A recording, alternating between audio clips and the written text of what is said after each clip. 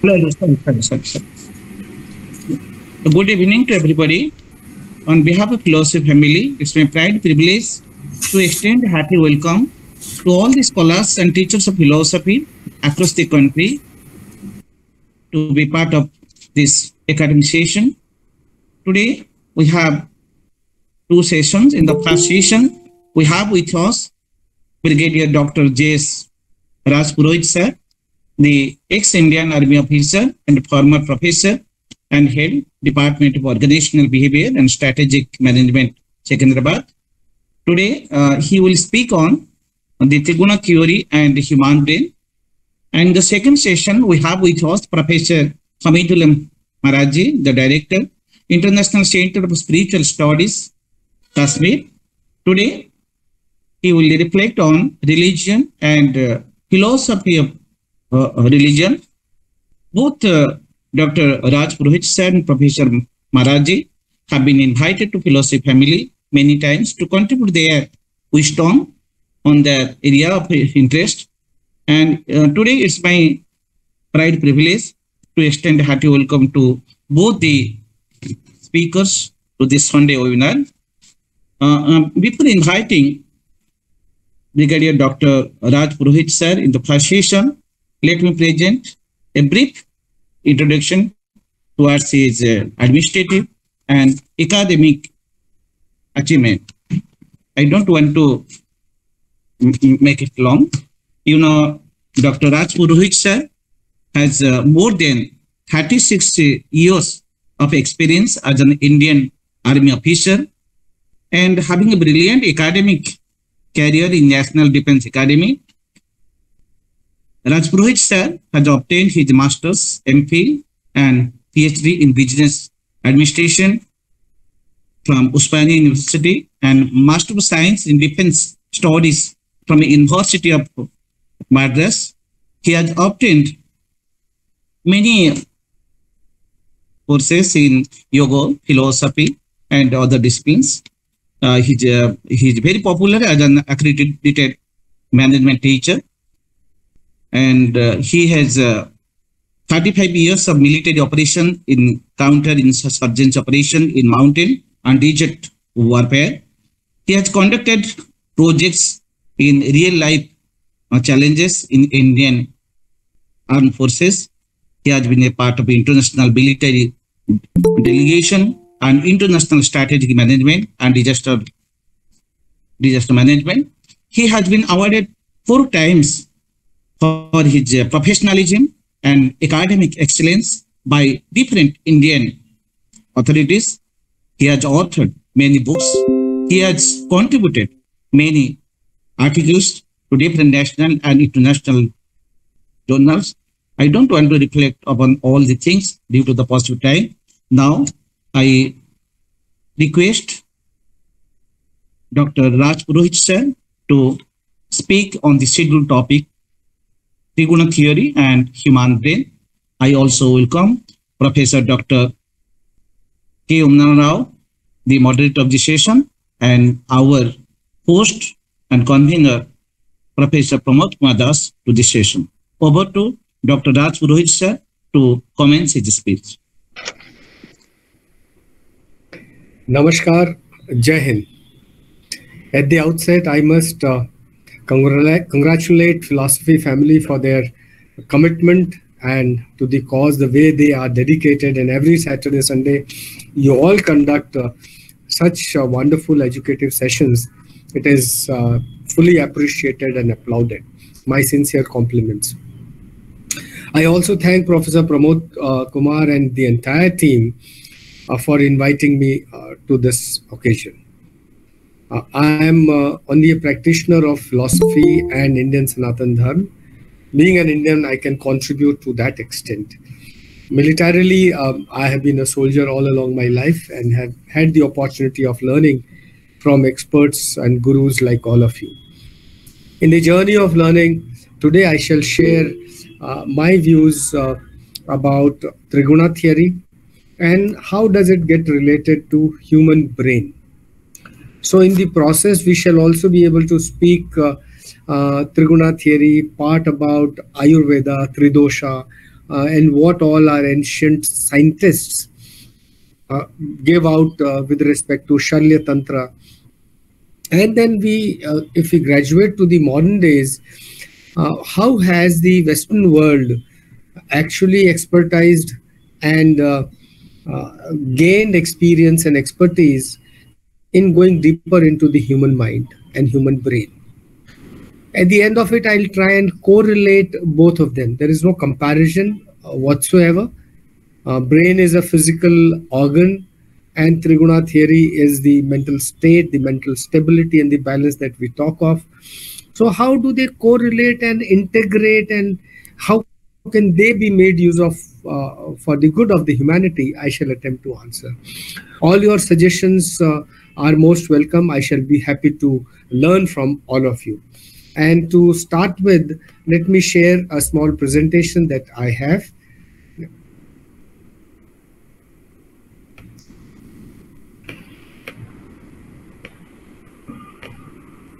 Right. Does it have the audio as well?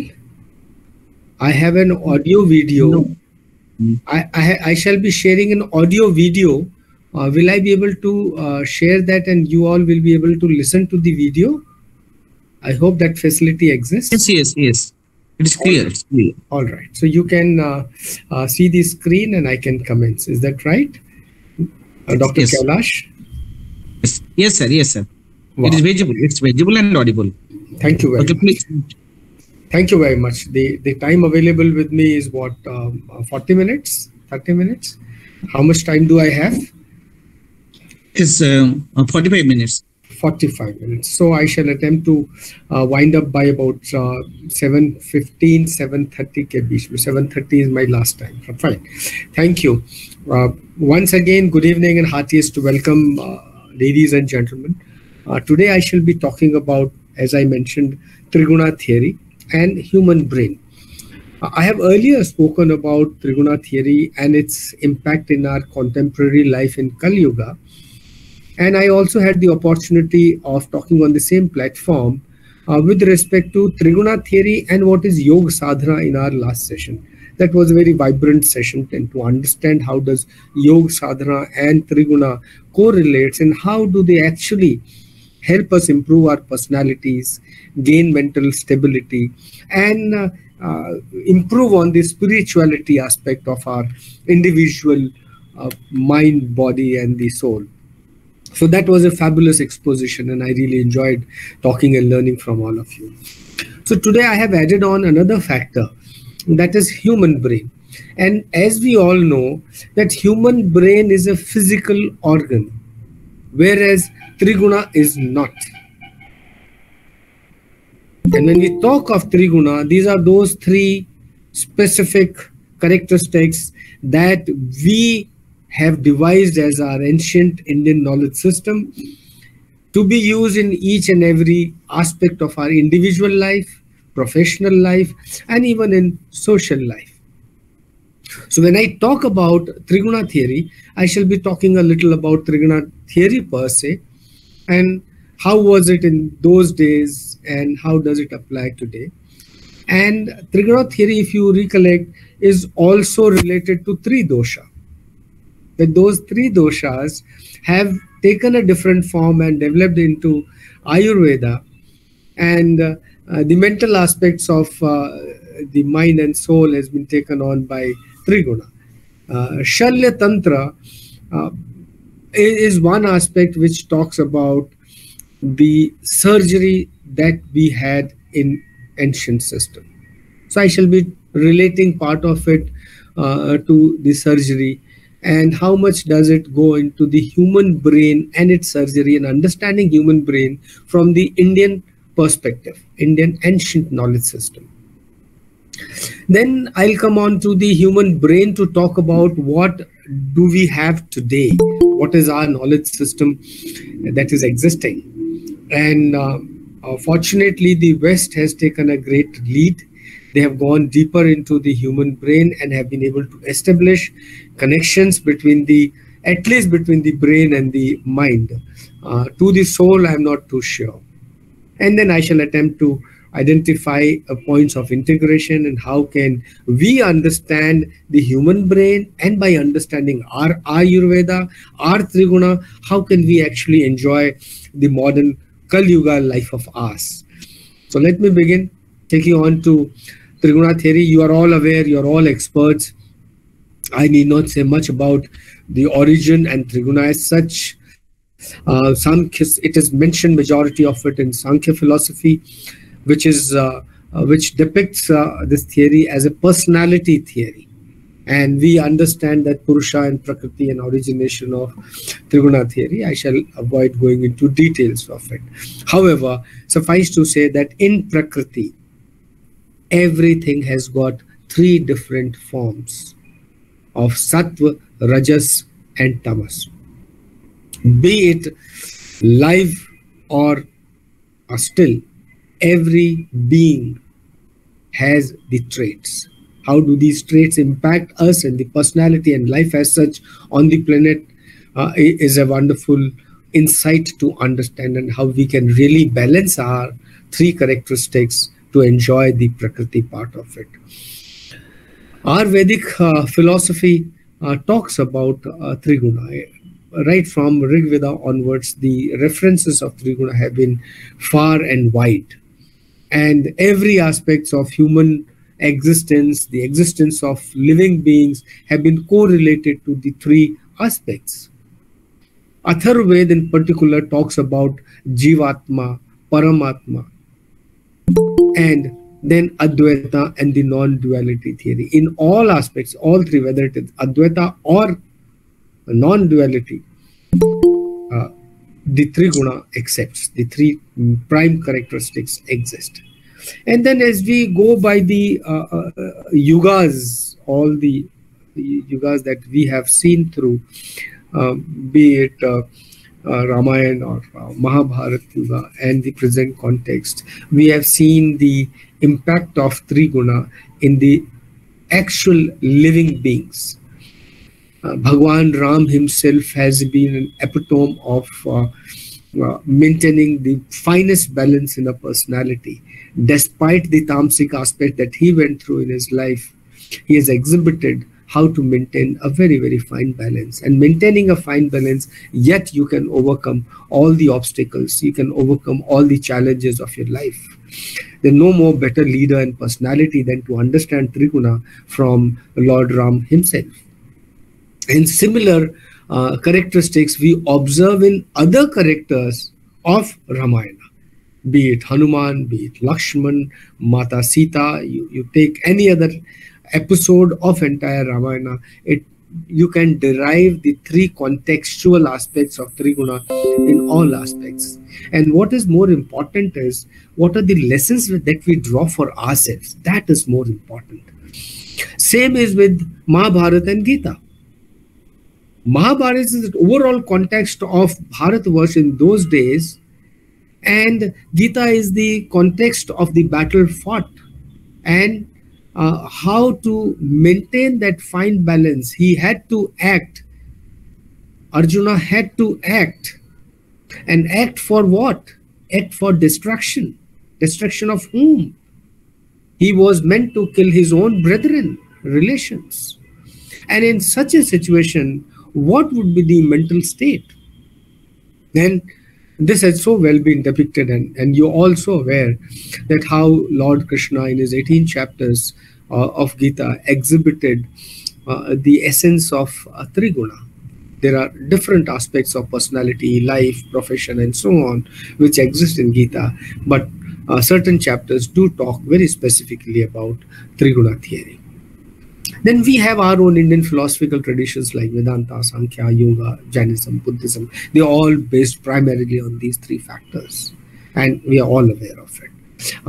Upanishads, primarily Mandukya and Taittiriya, they talk of contemporary psychology, and the personality based on the three traits are existing.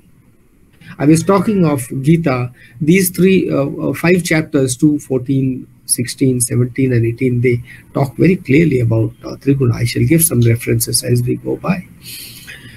Without spending much time on Sattva, Rajas, and Tamas, Suffice to say that tamas is that mental state of inactivity, intolerance, or inertia, or laziness that keeps us down for a while, down and out.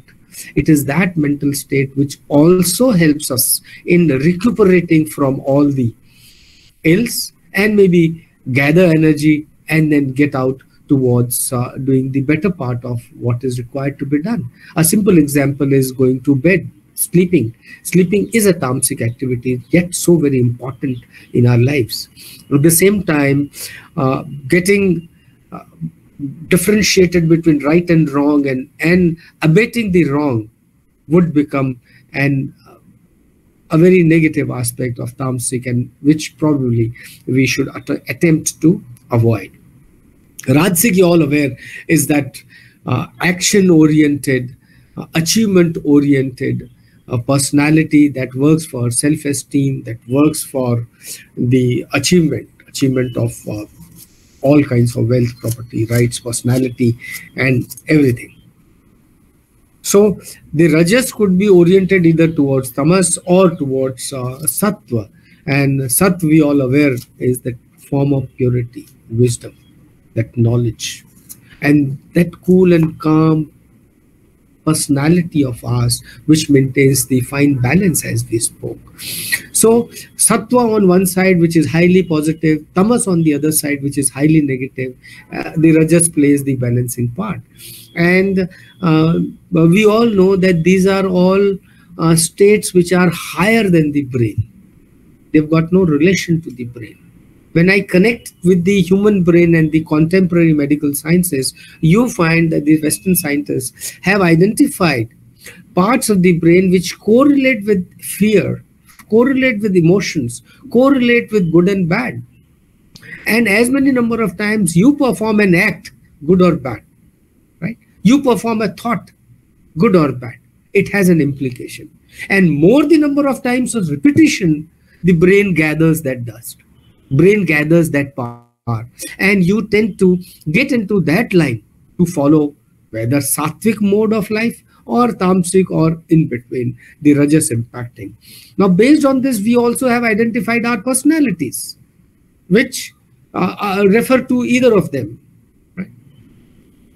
Very well, Guntraya Vibhag Yoga says, Sattvam Rajastamiti Gunaha Prakriti Sambhavaha Nibdhananti Baha Baho Dehe Dehinna Mavyayam. Lord Krishna says that these three gunas are the origination of Prakriti, and they connect the body with the soul. Now that is where the body comes into play. When he talks of body, he talks of the body in entirety, and I understand and imply that the human brain and mind would be part of it. The other knowledgeable experts can further add on to my little knowledge. I shall welcome all the aspects. Shadhrata Vibhag Yoga, chapter 17, again talks of. It talks of saying that जो मनुष्य शास्त्र विधि को त्याग कर श्रद्धा से मुक्त हुए देव देविका का पूजन करते हैं, उनकी स्थिति कौन सी है? They attempt to identify the state in which an individual is, and one of the three states an individual is into. So what we talk of is whatever the body does, the mind performs, the soul accepts, is in entirety towards the higher state of mind, towards the spirituality, towards which Maharajji will be able to give us a little more. And Arjuna also responds very well to Krishna and says, जो मनुष्य शास्त्र विधि को त्याग कर इनका पूजन करते हैं, उनकी स्थिति कौन सी? He is asking that question to Lord Krishna. And Lord Krishna then again says कि मनुष्य का शास्त्रीय संस्कारों से रहित केवल स्वभाव से उत्पन्न श्रद्धा. This.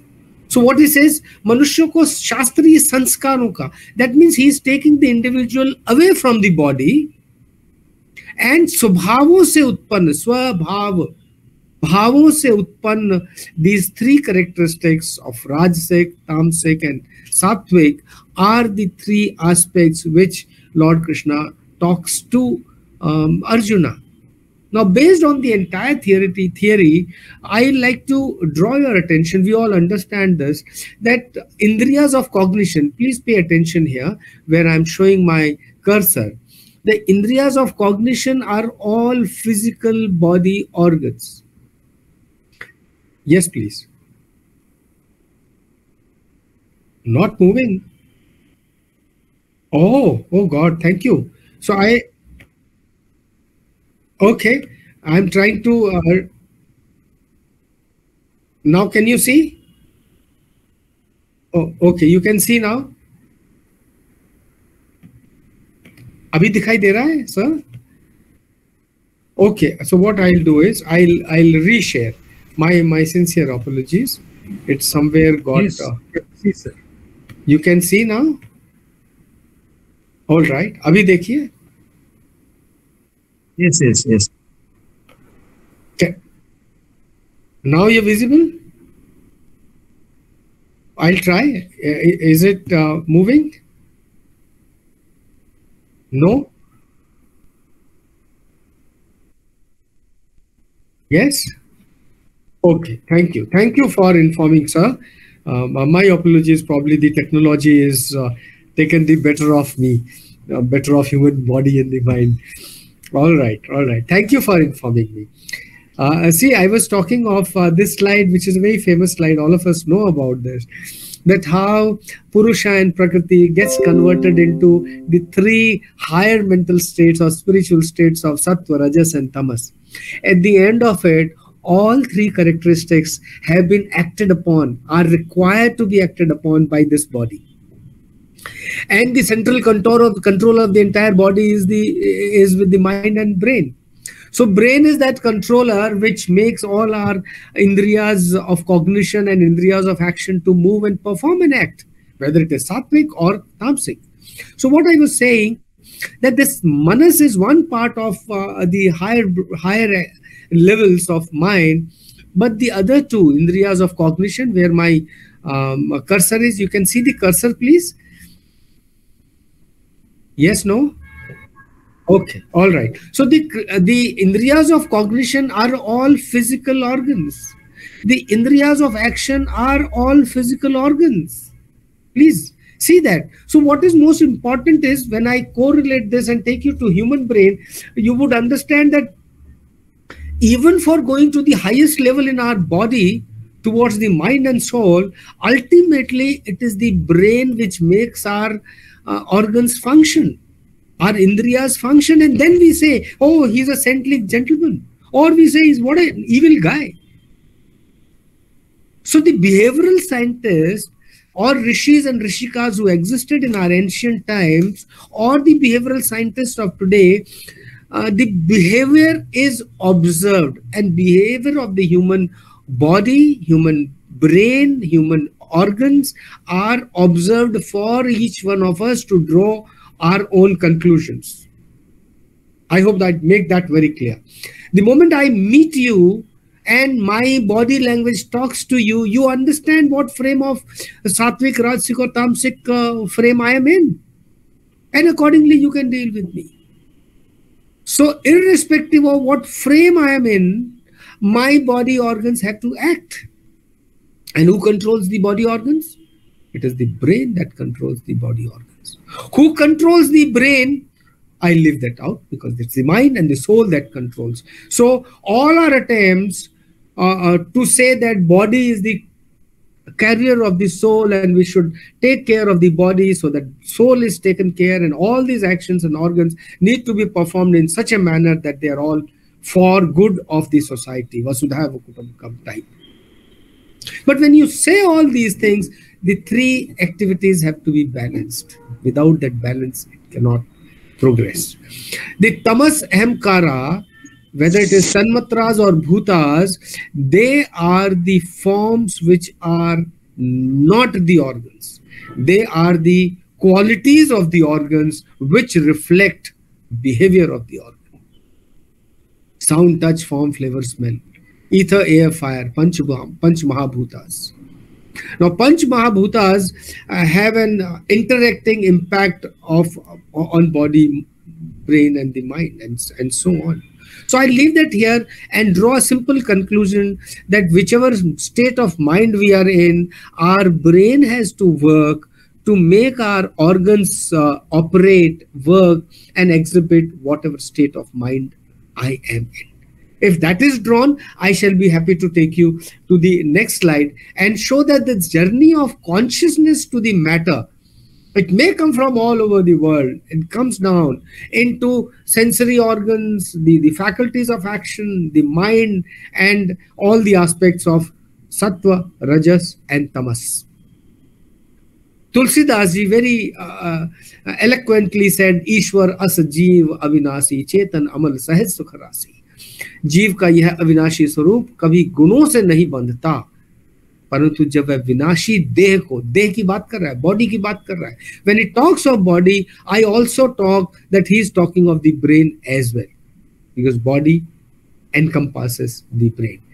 So he says it connects or binds the brain as well and the body as well. तब वह अपनी मान्यता के कारण गुणों से बंध जाता है. So when I spoke of yoga sadhana and triguna versus when I talk of brain and triguna, the brain that controls the body, and the body is that vinashi body. It has to die someday. And therefore, if the brain is understood, if wiring of the brain is understood, we can possibly draw so many tracts inside the brains, make those tracts so common for our lives that we become very natural with the brain. And more the number of actions that we perform, better is the track. Karat karat abhyas ke jadmati ho to sujan. The same activity goes, same is applicable to the brain. You do an activity 100 times, you become master of that activity. And with the three gunas, we have very distinct 16 personalities. I'll take you through the personalities. You are all aware of it. Primarily 7 activities based on the sattva, 6 type of personalities based on rajas, and 3 types of personalities based on tamas. We understand them. Suffice to say that all of them are related towards the positivity, neutrality, activity, and then negative activity. And we understand. Let me take you towards the more closer to the human brain that I wish to talk. We are all aware about Ayurveda, its origin, Tridosha, and so on. Coming specifically, I am reminded of Sushruta, who has done immense surgical operations on human body, and he's given the science of the surgery. We all know him. And he has very, very explicitly given surgery in 8 different aspects of Chedya, Lekhya, Vedya, Asya, Aharya, Vishraya, and Sivya. Excision, scarification, puncturing, exploration, extraction, evacuation, and suturing. 60 times of upakarma for treatment of all kinds of injuries that we suffer. 120 different surgical instruments have been identified.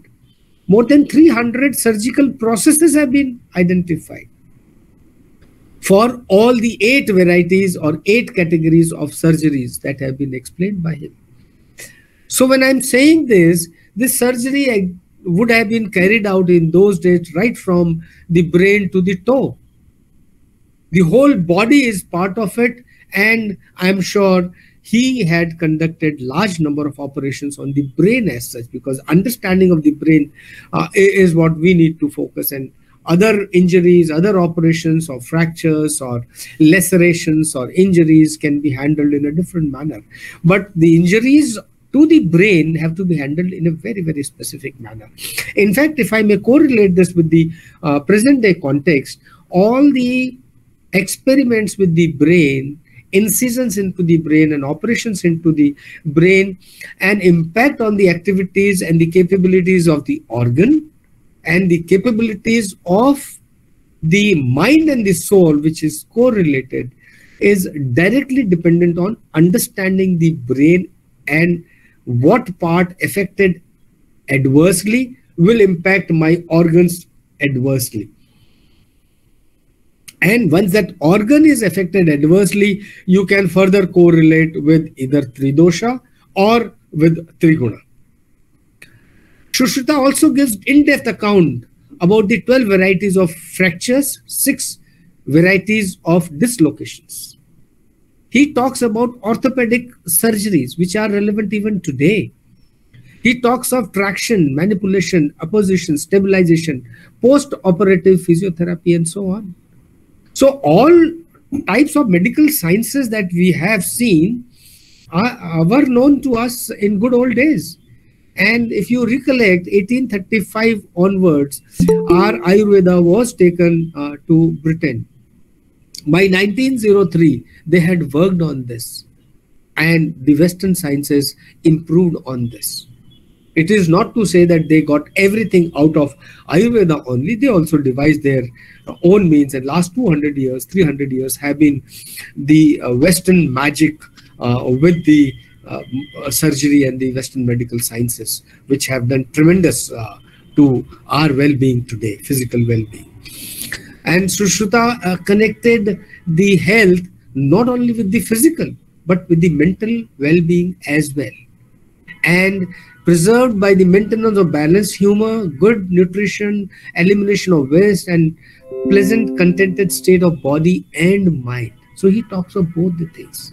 So in Ayurveda, both are given. Sushruta talks about this. So the entire medical sciences is covered for the whole body, which included the brain, and it included the mind as well. Now, when you take to accidental operations, 6 varieties of injuries, including all parts of the body, were identified. Chinna, Bhinna, Vidha, Kshatra, Kshata, Pikshita, and Krista. All varieties were given those times, and I'm sure they related to all organs, including the brain. So those specifically with respect to brain, injury to the brain, and how brain were operated, I could not find much in my research. If any one of you experts have found, I shall be happy to learn from you, because the talk about the brain is there. Operations and the injury to the brain has been spoken in Ayurveda, but great amount of research and revelation as to how brain impacts the mind organs and impacts the Triguna, I could not find much on it. I would love to learn from all of you. When I went through a couple of articles on Charak Samhita, I identified that in Charak Samhita, words like brain, skull, head, etc. were given references. They are talked about. So Siraha, Murdha, Lalataha, Kapalaha, Mastikam, Manaha, Mustalungam, Hridayam. These are the major words which are available in Charak Samhita. That means head, skull, and brain, they primarily talk of the brain itself. Siraha, which means the head, Sir or Shirsh, has been spoken 147 times. That means there must be so much more to it, which we need to go into details. And the size given is 16 by 32 fingers in circumference, meaning that means it talks primarily about the brain. And it also talks about Sirah ka matlab, connecting, the networking or connecting is also the meaning of Sirah. That means the brain was connected with the entire body, and how it operated was observed and studied and researched in Charak Samhita. And the large number of mentions of kapha is there, that this skull or the brain is filled with kapha, which as of today, when we talk of prefrontal lobe and the brain and it is filled with fluid, it possibly relates to that. Murdha is 5 times talks of Murva, meaning close to each other, is the networks inside the brain that I draw. Lalat is prefrontal lobe. It has been spoken 10 times, comes from lalam or forehead. Kapalaha, 6 times, bony vault of the skull, derived from kam, meaning water, curd water. Now these are the words which again are viscous related words, which may relate to all the 4 lobes of the brain, which contains large number of neurons, axons, synapses, and the connectors in the brain. So how far they went in beyond this, I still have to learn, but the present day sciences have been able to identify a great amount of this networking. Mastikam has been spoken 3 times, and it again talks of mastikam or curd water or sneha, that is fatty substance which is there inside. Manaha has been spoken 91 times. Now Manaha we all understand is different from brain. So while Siraha has been spoken 147 times, Manaha is 91 times, and it is adequately covered. So the correlation had existed those times. Mastulungam once and Hridayam 12 times. Hridayam is that one connecting portion which we understand as heart, Hriday. And the narration of Hridayam, if you observe in Charak Sanskrit, is exactly what the West talks about. So our sciences did speak about all those things and how the entire body is connected with the brain and how the brain operates is very well given. However, capabilities of the brain, the injuries of the brain, the operations inside the brains, I still have to learn, and you all may help me understand that. Now, the present context, the Western medical sciences talk about a lot of nerves, means srotah, 86 times, means the source or starting of this. Dhamani, 17 times, artery or Rakta Vahini. Sira is the channel which is forming the network. Nadi, 5 times. Sweating glands, like that has lumen inside. So these all relate to our studies and research in those days, and ours is only learning the implication and application by individuals or the organization. There must have been much more to it. And there were references of Shira, Koshtha, Marm, which all correlated with the human brain. So if you put these together, the human brain is being able to give out our insight into the brain. Now I'm showing you a small video clip based on the Western sciences on neurons, dendrites, and the synapses and how this brain works. Are you able to listen, sir? Somebody to please confirm. Yes, yes, we are listening to you, sir. Very well, sir. Please enjoy.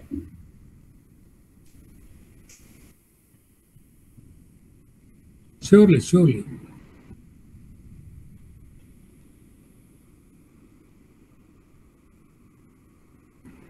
There is no voice, please.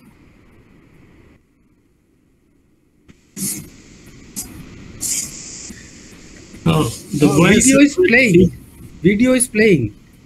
Oh, but the sound is very feeble, sir. It's not audible.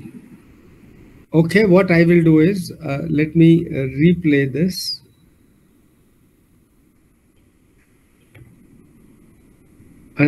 Sound from my end is 100%, and I'm reconnecting, showing the window again and trying to take you through this small video clip which talks about the brain, neurons, and the neuron activities. Please confirm if you are able to see. Yes, yes. Can you see the video, please? No. No? Click on the arrow, please. Sorry? You will have to click on the arrow to play. Yeah, I am playing. It is playing from my side. But I think it is not here. Anybody else who's not seeing anything? Pramod, Yes, sir, please confirm. No video. No. Okay, no video. So what do? I wanted to show you this video which talks about the neurons, dendrites, and how the neurons operate in the brain, how it gets connected from neuron to neuron, what is the channel that it has The channel is called synapses, and every time you and me do a new activity, there is a new connection formed between one neuron to another neuron. And there are more than 85,000 billion neurons in our brain. They say that if you take your nail and 1 cubic millimeter of brain has got billions of neurons. So if you take the entire brain, the network is so thick that it is bigger than the universe. So much of network that exists. I'm sorry, this I'm unable to show you. Can you see the slide, please?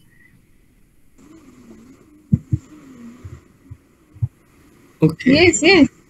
You can see the slide. And has anyone been... I'm trying to play the video. No, I don't think, unless I have made it full screen. And all right, I think I'll have to... Because the software generally doesn't accept. If you withdraw this video, we can see the slide also. No, it's all right. Then I'll go to the next slide. I'll skip the video. I'll share the video for all of you to see it individually or later. Right. So I'll try and communicate what the video has said. Now, what I wish to convey through the video is that our brain medically is comprised of 3 different parts. So one is the spine or the spinal cord, as we call it. So, and the second is the limbic system, and third is the neural brain, or the frontal lobes which is there. And you're all aware that this spinal cord which exists, the spinal cord is the original brain of ours which exists in all reptiles, all mammals, including human beings. And it is called reptilian brain. This reptilian brain is primarily for 3 aspects: safety, progeny continuation, and survival. So anything that happens that threatens the security of you and me, it threatens the next generation reproduction part of it, or the survival, amygdala comes into play. Now, amygdala is 2 pea-sized organs which are located inside, behind the ear and into it. And above this is the hypothalamus and the hippocampus which are existing. Now, this amygdala is the one which protects our body and the brain. And any threat that we come through, it comes into play. It cuts all the logical systems, and it prevents the human body from any kind of damage. Now, the lymphic brain, which was developed after evolution and couple of millions of years, had some part of emotions. While the primary emotion still remains with the brain is the fear. Fear of losing life, fear of safety, security, and reproduction. And this fear makes us survive all over.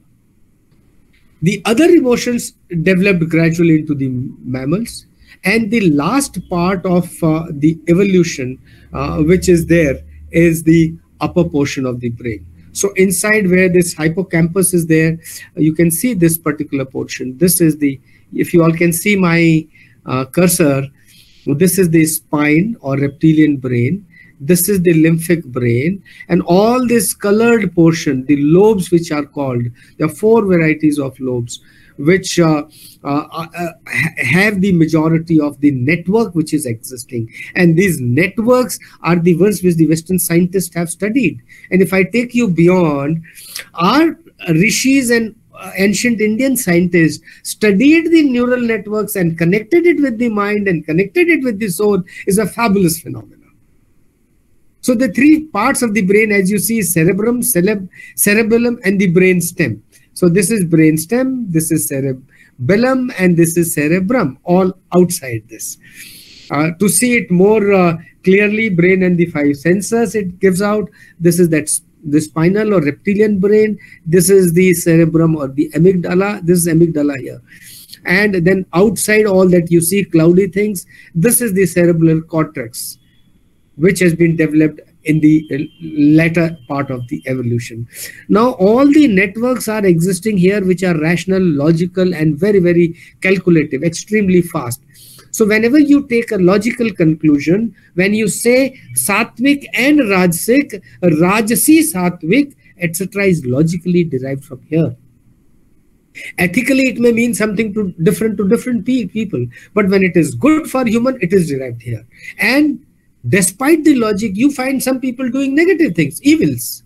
So that tamasic activity again is logically concluded here, and then you take an action to say that I will do this kind of activity. And this activity then is tamasic activity that you and me find in a lot of people. You can once again see this is the brain stem or the spinal cord, cerebellum, a temporal pole. This is that lymphatic system. This is the overall what you see, the frontal lobes, and the frontal lobe, parietal lobe, occipital lobe, and temporal lobe. These are the four major lobes which are existing.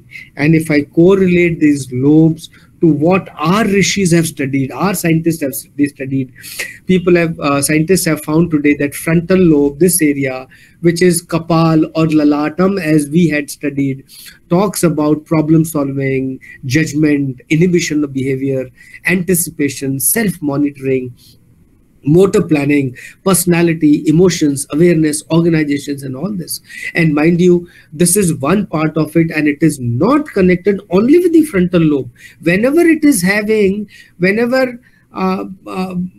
Professor Pramod smiles at me and I feel an emotion, maybe my frontal lobe is activated. But at the same time, my temporal lobe is also activated because the memory of Pramod sir and me goes long back. And hence, the frontal and the temporal lobes are connected. When I say that when I look at him, I have a pleasant feeling. Whereas another fellow, when I look at him, I have a very, very unpleasant feeling.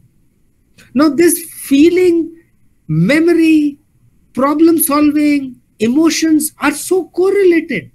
So no one single brain part or the single lobe does all the works. And as a result, it has been found that all lobes work simultaneously. And it is such a complex web that the bestest of best supercomputer is nowhere close to the human brain. Parietal lobe talks about touch, size, shape, color, visual perception, academic skills, reading, writing. But when you say you have academic skill, I'm talking about the skill, and I do not correlate with personality. I do not correlate with the occipital or the vision, or I do not make use of I'm using my hands, my hand gesture I'm making. So what is it that I'm talking an academic skill? I'm using my hands, I'm using my eyes. So you see, all lobes have been activated. So this is a fantastic phenomena which has been studied in the present times. And when you correlate with Triguna, you find that these things can be put into a perspective. A Sattvic, a Rajasic, or Tamasic. Right? The brain stem is the one which is for survival of the body, which includes the brain. Breathing, heart rate, swallowing, reflexes, controls, alertness, sleep, sense of balance. Now, that does not mean that breathing, when I breathe and somebody brings chilies close to my nose, or somebody puts a rose close to my nose, I don't understand. I understand. Because the sense of smell is not with the brain stem. Sense of smell is with the other lobes that I see. And when I open my eyes, I feel, I touch, I see all those things. So what I intend saying is that the evolution has come a long way. The lobes have been developed into fabulous, fantastic networks. And at the same time, when you correlate good, bad, and ugly, you are able to find a correlation with Triguna. And if you are aware of this, I was telling you about the neurons and the new habit formation. Stephen Covey gave out 7 habits of influential people. How did these habits form? Where did this come from? You and me can change our habits. How can we change our habits? Sattvic or tamasic, irrespective. But when I say I'm a very strong-willed guy. So when I'm very strong-willed guy, I'm designed, definitely dedicated to learn this. Philosophy family is doing it in a very dedicated manner. So they're learning a pattern. This pattern is established by neurons. And every time there is a stronger willpower to conduct a session, one track of one neuron conducting a session to another neuron through synaptic nerves is established. And when you do it number of times, it becomes a path. It becomes a stronger path. It becomes the strongest path. And when you are highly dedicated, this path is permanently yours. That is how we change habits. That is how we can move from tamasic to sattvic. Or that is how we can act the way we wish to act. I have one more video. I'm trying to show you this video. Kindly confirm if you can see this video. Are you able to see the screen, please? Pramod sir? No, we are watching the screen. Let your video come here. I'm starting the video. 15 seconds later, please tell me. Started.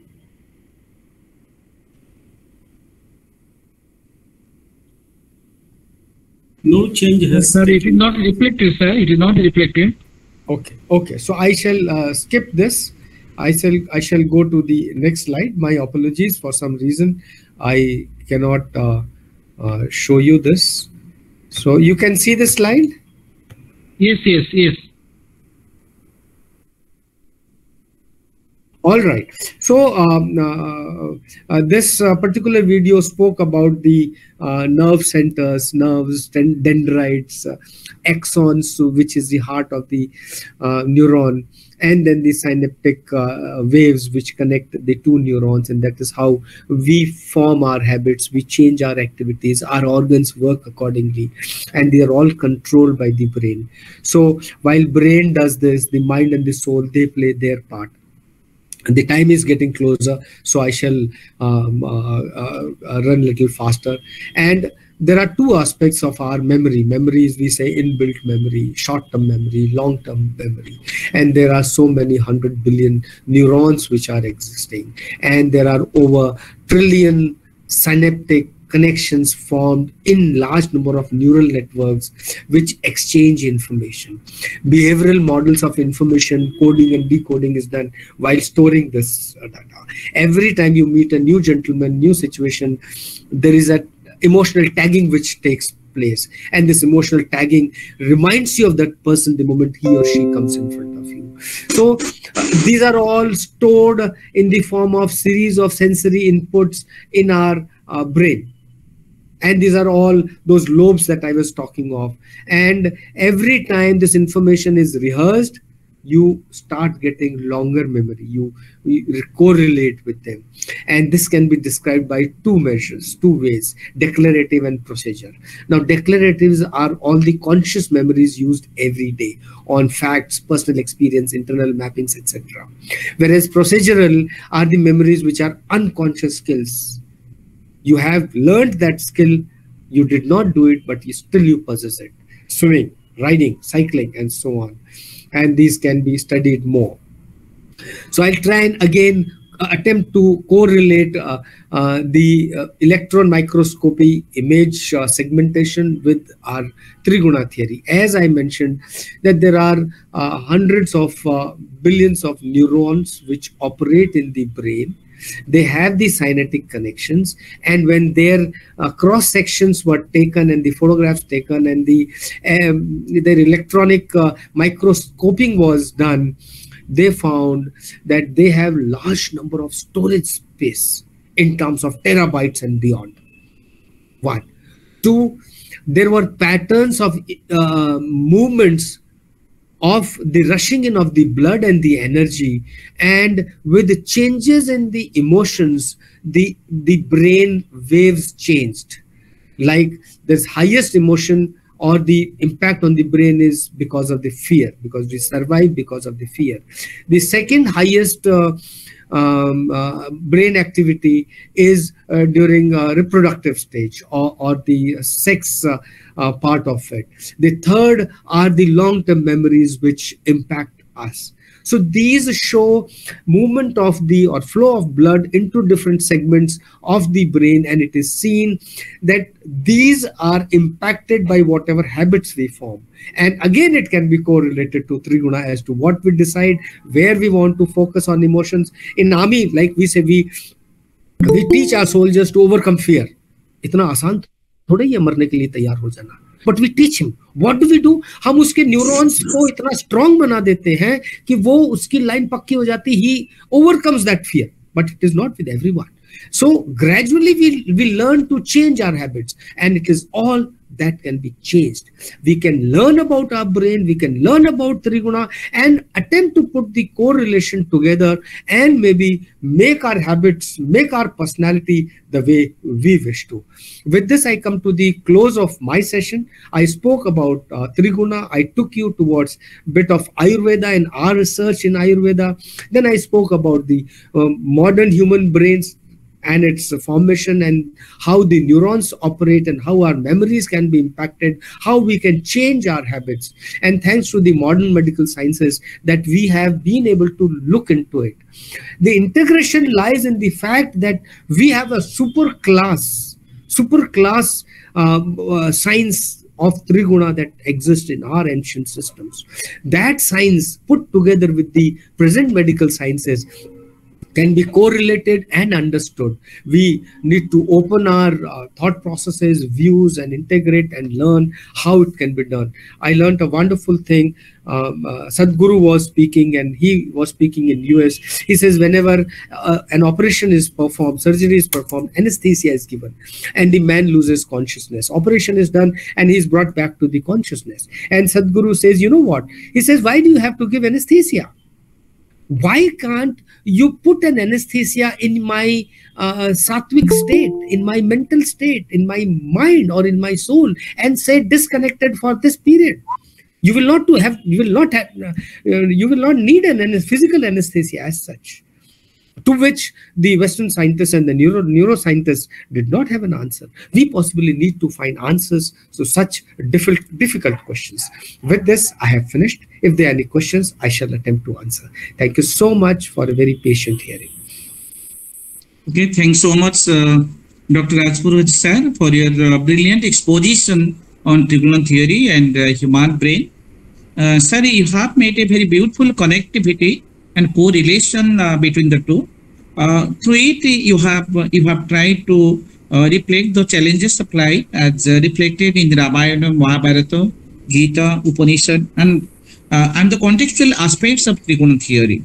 You reflected very well as to how the Ayurvedic science and the modern medical science go through the connectivity of human body and human brain.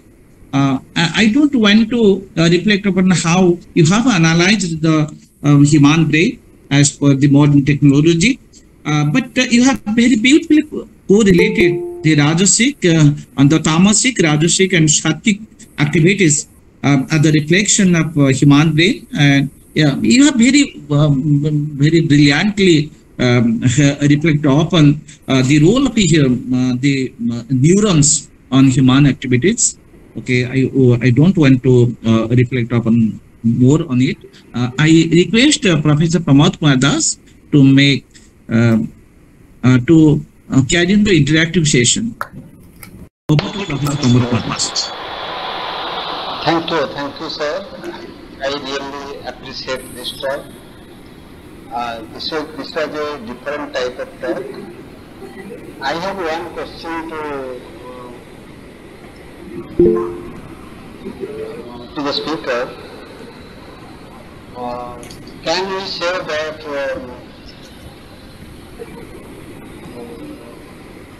that has brain created the brain? Has brain created the brain? I am answering. The answer is yes and also no. brain has not created a brain, it is given to us ready-made.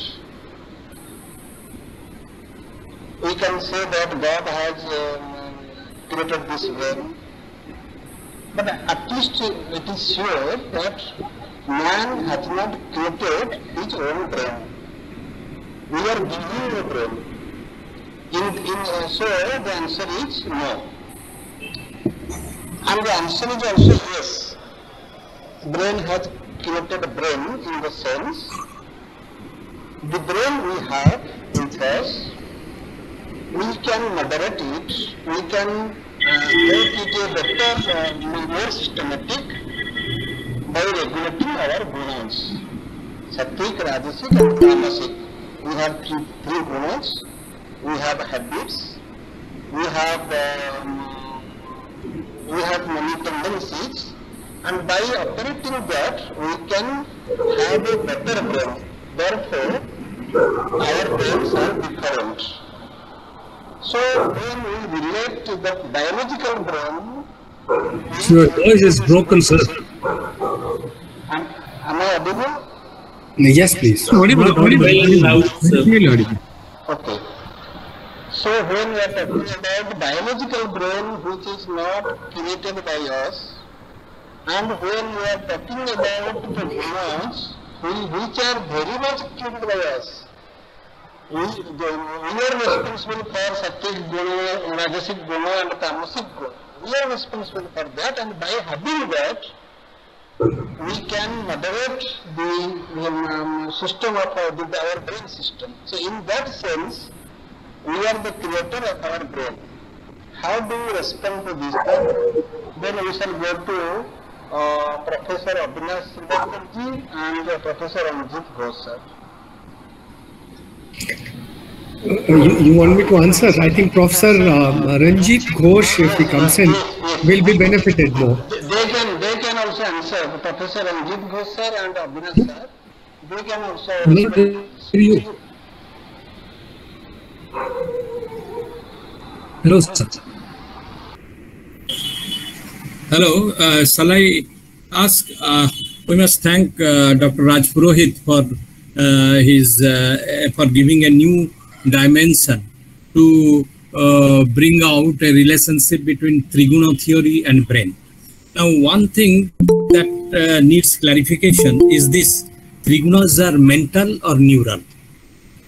Because in the Indian context, we don't propose a physicalistic version of mind. The mind-brain identity theory we do not propose normally.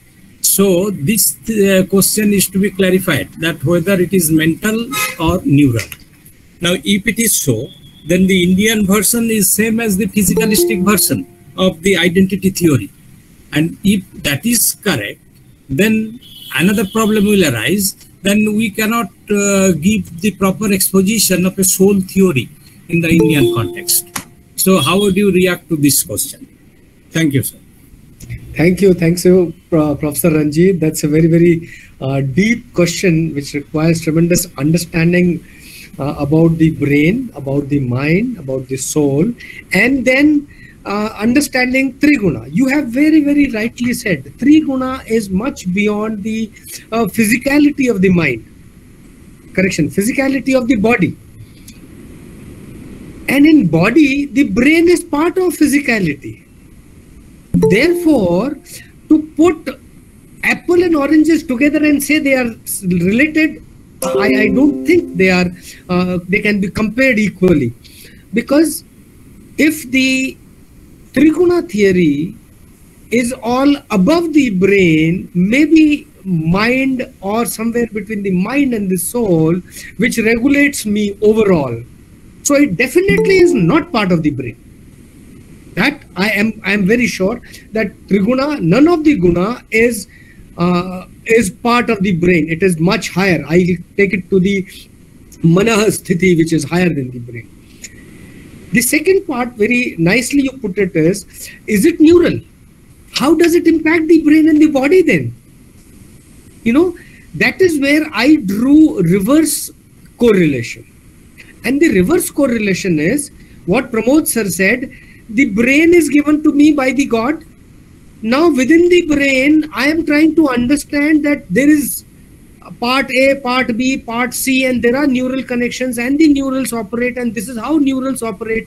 This is how habits are formed. This is how good and bad habits are formed. Now this is where the human or higher intellectual intervention can correlate this with the Triguna. That is how I understand. How does it happen? By very knowledge that you all have shared and rishis have shared, we understand these three gunas are existing. And the moment you see a gentleman or a lady, you are able to make out as to, at this point of time, this moment, what frame of guna one is in. Right? Guna is ever changing. So in this form today, as of now, at this moment, I am in sattvic state. And anyone abuses me and I get angry, I change the form. Why does it happen? Where is the correlation with the brain? After all, whatever has happened, whatever mental state I was in, I am reacting bodily. And the body organs, sensory organs is part of that mehak and the indriyas of cognition and indriyas of action. Now those are essential part of overall Triguna, which you can call are the shop floor workers. My organs are the shop floor workers. So the moment the neural connection established are connected and I understand this is good, so the brain finally, which is the computer, and tells me ki haath khada karo or pranam karo. You know, that is where I draw the connection.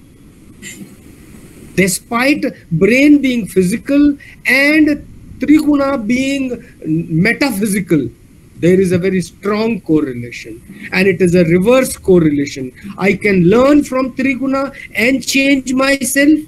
I can form the habit by seeing people and change my guna. That is how, Ranjit sir, I attempt to answer. Let me first congratulate you, sir, for a very brilliant presentation, and very nicely you have tried to explain how mind works and how neurons are stimulated, and then the stimulus give and they react to the stimulus and the mind changes. Buddhism, it is said, Mano Pubbanga Dhamma Mano Setha Manomaya Mansa Chepadatena Bhasati Vakarotiva. It means the mind is the forerunner of all the good and bad action. And if your mind is pure, it is full of sattva guna, it will behave in a nice way and you will be happy in that way. But if it is polluted by the rajas and tamas, what will happen? Ki you are, the entire things, the suffering will follow you. Now the question is, while contemplation or meditation practices, we try to still or make the neurons very calm so that they cannot react in a way what the stimuli are telling. Now question is how this mind reacts with the brain and how the neurons get silent or stimulated in a particular situation. So how these things happens in the mind and how this reaction goes, seeing the stimulus and how it can be purified, it can be calmed, and how the positive thoughts can emerge through it, how and what is the role of neurons in between. Thank you, sir. Wow, Dr. Avinash, another beautiful question, very, very thought-provoking question. I correlate this again with Triguna. See, when you say sattvic, when you say tamasic, what does it mean? We all understand this.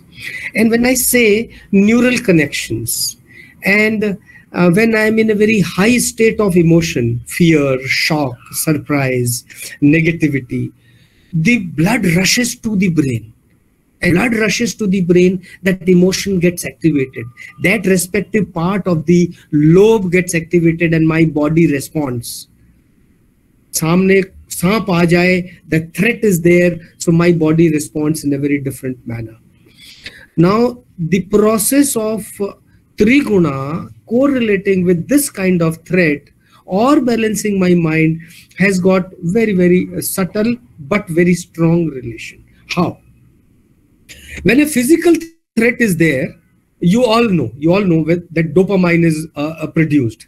There are CTHS hormones which are produced. Majority of glucose is produced, which gets activated in different parts of the body to make my body stronger to react and meet the threat, right? Whether it is safety, survival, or sexual orgasm. All three states you need very high level of energy, and it is provided by the body. Who creates it? Who guides it? Is this brain. Where does it come from?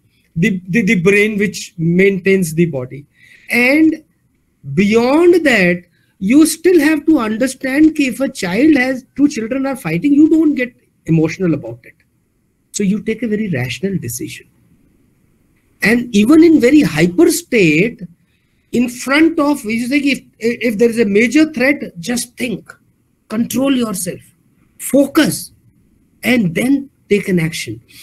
Meditation is one of those actions which has been given as an upaya by our rishis to reduce the mental fluctuation of the blood vessels and the emotions into the brain.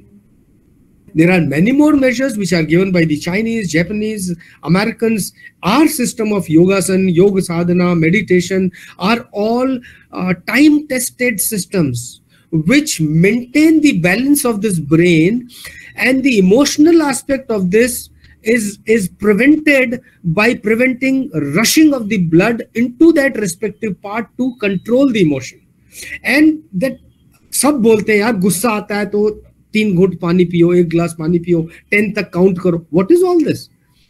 This is telling our brain कि यार control, don't rush. Blood आया है ना, emotions high हो रहे हैं, just wait, it will subside.